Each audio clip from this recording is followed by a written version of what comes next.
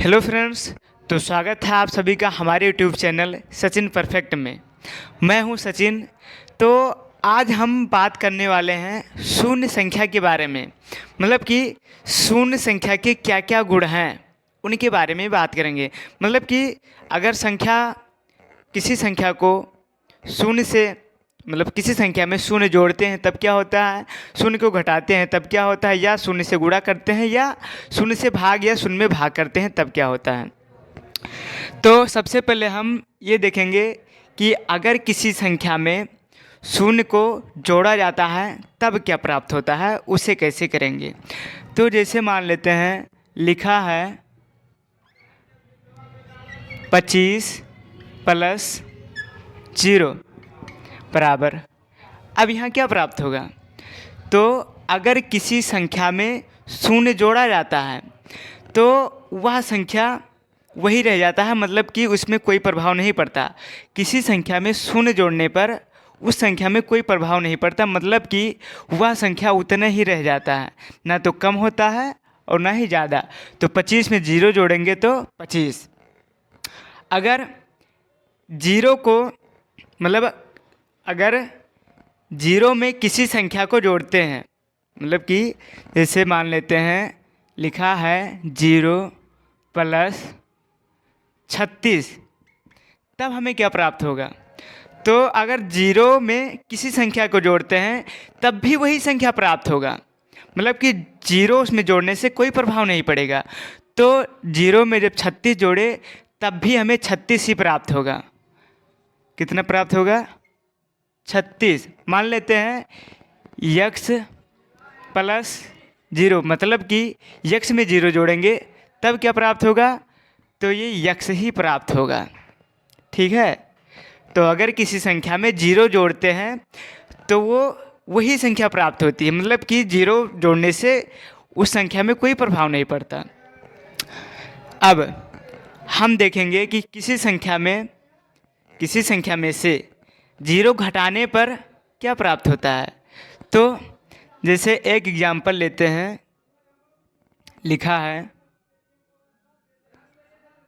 56 minus 0, तब यहाँ क्या प्राप्त होगा। यहाँ तो जोड़ था तो वही प्राप्त हुआ, अब यहाँ घटाना है तब क्या प्राप्त होगा, तो इसमें भी वही संख्या प्राप्त होगा।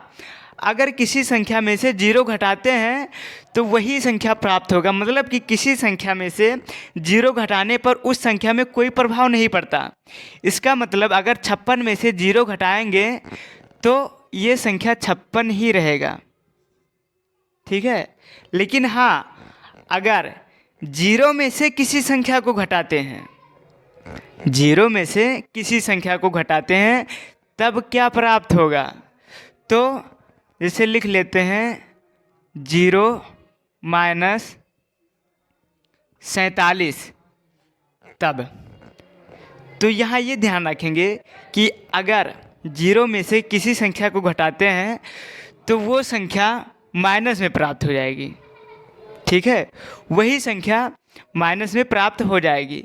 तो अगर 0 में से 47 घटाते हैं तो यहाँ -47 प्राप्त होगा। ठीक है, 0 में से 47 घटाना था तो 0 में से जब 47 घटाए तो यहाँ -47 प्राप्त हुआ। अब अगला एग्जाम्पल मान लेते हैं 0 में से 0 माइनस 15। अब 0 में से 15 को घटाना है, तब यहाँ भी अब -15 प्राप्त होगा, मतलब कि वही संख्या माइनस में प्राप्त हो जाएगा। ठीक है, तो 0 माइनस 15 बराबर -15। ठीक है। अब मान लेते हैं किसी संख्या में कई संख्या जोड़ा या घटाया हुआ है, उसमें 0 भी जोड़ा हुआ है, तब कैसे करेंगे। तो जैसे एग्जाम्पल लेते हैं, लिखा है 5 plus 2 plus 0 plus 6 plus 3 plus 0 plus 1। यहाँ बीच बीच में 0 लगा है, तो इसमें क्या करेंगे, जीरो के अलावा जीरो को छोड़ के सभी संख्या को जोड़ लेंगे, जो आएगा उसका योगफल वही हो जाएगा। मतलब कि इस जीरो का इस संख्या में कोई प्रभाव नहीं पड़ेगा। जीरो भेड़ बकरियों की तरह वैसे पड़ा रहेगा, उससे कोई प्रभाव नहीं पड़ेगा।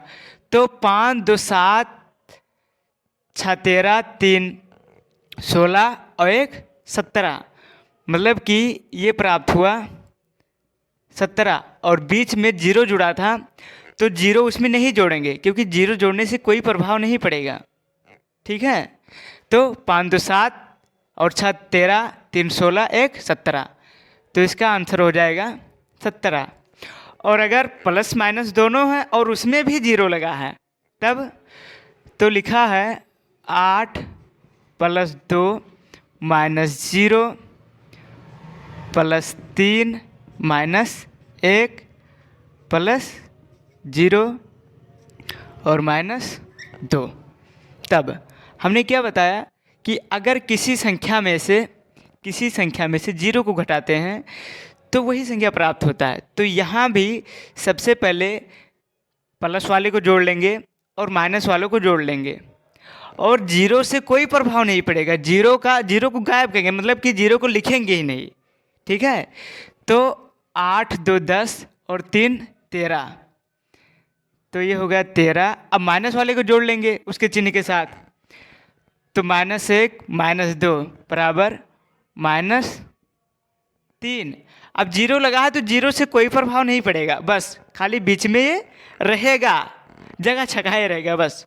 ठीक है, तो अब 13 में से 3 घटाएंगे तो 13 - 3 बराबर 10। ठीक है, मतलब कि किसी संख्या में जीरो को जोड़ने या जीरो को घटाने, मतलब जीरो को जोड़ने या किसी संख्या में से जीरो को घटाने से उस संख्या में कोई प्रभाव नहीं पड़ता है।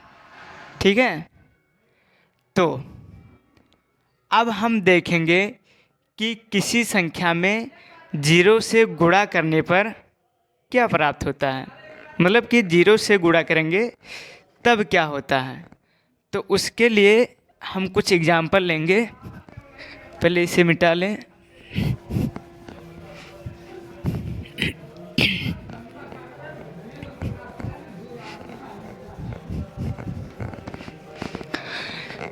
तो जैसे लिखा है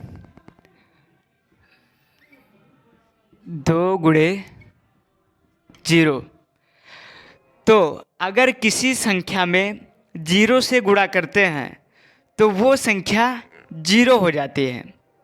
ठीक है, अगर किसी संख्या में जीरो से गुणा करते हैं तो वह संख्या जीरो हो जाती है।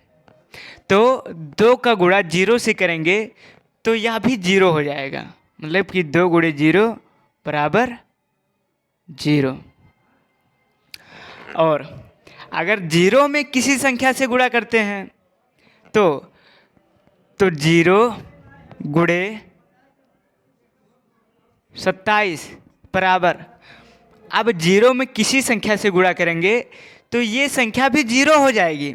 मतलब कि अगर किसी संख्या में जीरो से गुणा करेंगे तो भी जीरो हो जाएगी, अगर किसी संख्या को जीरो से गुणा करेंगे या जीरो में किसी संख्या से गुणा करेंगे तो वो जीरो हो जाएगी।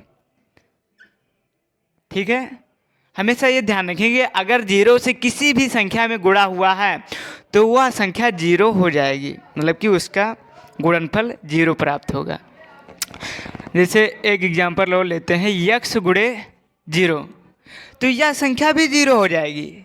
ठीक है, इसका मतलब ये भी जीरो हो गया। अब मान लेते हैं कई संख्या गुणा के रूप में लिखा है, मतलब कि कई संख्या को गुणा कर रहे हैं और बीच में जीरो से भी गुणा कर रहे हैं, तब तो जैसे लिख देते हैं 25 × 3 × 19, यहाँ गुणा रहेगा, × 19 × 0 × 22। तब यहाँ क्या होगा, तो यहाँ इनको गुणा करने की आपस में ज़रूरत नहीं है, क्योंकि बीच में गुणे में जीरो लगा है। तो अगर बीच में गुणा में या कहीं भी गुणा में जीरो लगा है तो वह पूरी पूरी संख्या जीरो हो जाती है। कितना भी संख्या गुणा में लगा हो, अगर कहीं एक भी संख्या जीरो लिखा है, कहीं एक भी जीरो से गुणा हुआ है तो वह संख्या पूरी पूरी जीरो हो जाएगी। मतलब कि इसका गुणनफल जो हो जाएगा जीरो। ठीक है, आपको समझ में आ गया होगा कि अगर किसी भी संख्या में जीरो से गुणा करेंगे तो वो संख्या जीरो प्राप्त होगी। भले ही कई बार वो संख्या या कितनी भी संख्या को आप गुणा कर रहे हैं, अगर कहीं भी जीरो से गुणा हो गया तो पूरी पूरी संख्या जीरो हो जाएगी। ठीक है, तो जिसे कहते नहीं है एक मछली पूरे तालाब को गंदा कर देती है, तो उसी प्रकार एक जीरो पूरा पूरा मेहनत बेकार कर दिया। ठीक है, ये अपने बराबर के लिए जीरो हो गया। अब हम सीखेंगे अगर किसी संख्या में जीरो से भाग करते हैं तब क्या प्राप्त होता है, और अगर किसी संख्या और जीरो में किसी संख्या से भाग करते हैं तब क्या प्राप्त होगा। तो जैसे लिखा है 25 भागे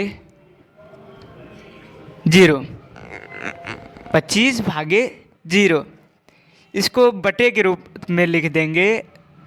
जैसे 25 बटे जीरो। तो अगर किसी संख्या में जीरो से भाग हो रहा है, किसी भी संख्या में अगर जीरो से भाग हो रहा है तो वह संख्या इनफाइनाइट हो जाएगी। मतलब कि उसका भागफल इनफाइनाइट आएगा, बराबर इनफाइनाइट। ठीक है, और अगर जीरो में किसी संख्या से भाग करते हैं, अगर जीरो में किसी संख्या से भाग करते हैं, मान लेते हैं लिखा है 0 भागे 46, कुछ भी मान लेंगे 0 भागे 46, तो अगर जीरो में किसी संख्या से भाग होगा तो उसका भागफल जीरो आएगा। कितना आएगा? जीरो आएगा। तो इसका भागफल हुआ जीरो। इसे बट्टे के रूप में लिख लेंगे तो हो जाएगा 0 बटे 46 बराबर जीरो।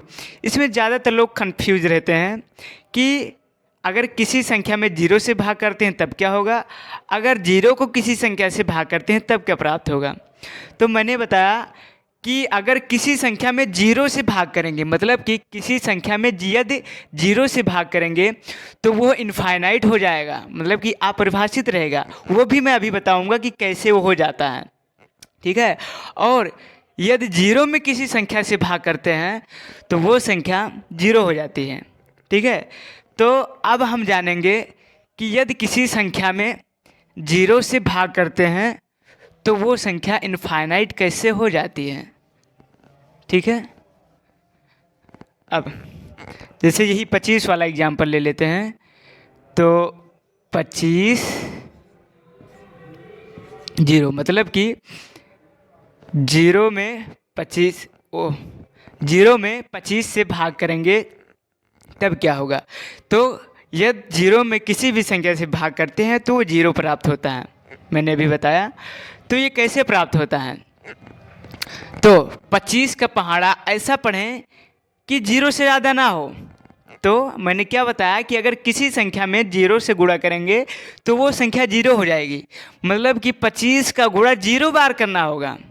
ठीक है, तो ये संख्या 0 बार जाएगी, 25 0 0, मतलब कि इसका गुणा होगा 25 गुणे 0 बराबर 0। कट गया ना, इसका मतलब इसका भागफल आ गया 0। ठीक है, अब हम देखेंगे किसी भी संख्या को यदि 0 से भाग करते हैं तब क्या, तब इनफाइनाइट कैसे प्राप्त होता है। अब यदि किसी संख्या में 0 से भाग करते हैं तब जैसे मान लेते हैं 8 भागे 0, तो ये इनफाइनाइट होता है।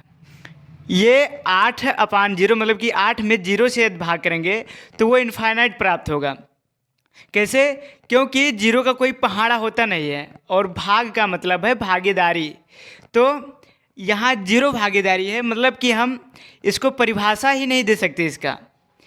अगर 0 भाग में बांटना है, अगर मान लेते हैं 4 लड्डू है, इन्हें हमें 0 लोगों में बांटना है और अपने पास भी नहीं रखना है, 0 लोगों में बांटना है, अपने पास भी नहीं रखना है, तब यहाँ क्या करेंगे?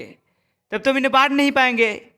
तो इसका मतलब इसका कोई परिभाषा ही नहीं है, इसे हम परिभाषित नहीं कर सकते हैं।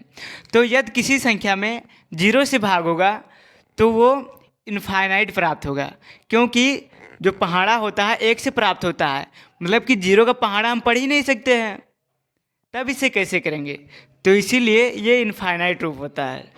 ठीक है, तो अब हम मिलते हैं अगली वीडियो में। तो अगर हमारा वीडियो पसंद आया हो तो चैनल को सब्सक्राइब कीजिए, लाइक कीजिए, कमेंट कीजिए और ज़्यादा से ज़्यादा शेयर कीजिए। धन्यवाद।